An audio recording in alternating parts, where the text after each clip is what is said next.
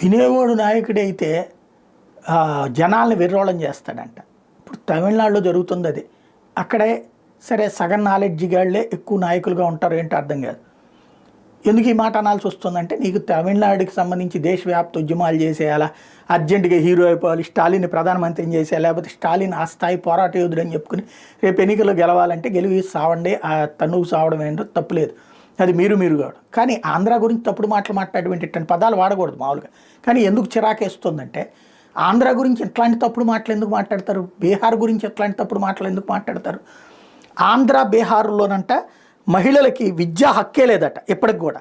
మరి ఈ ఎదవకి ఎవడు చెప్పాడో అర్థం కాదు. వాడు మళ్ళీ చెప్పినటువంటి వాడు కూడా మంత్రి ఏకంగా దొరై మురగన్ అంట. ఆంధ్రప్రదేశ్, బీహార్ తదితర రాష్ట్రాలు మహిళలకు ఎప్పటికీ విద్యా హక్కు లేదని తమిళనాడు జలవనరుల శాఖ మంత్రి దొరై మురగన్ వ్యాఖ్యానించారు. తమిళనాడులో తండై పెరియార్ పోరాటాల వల్లే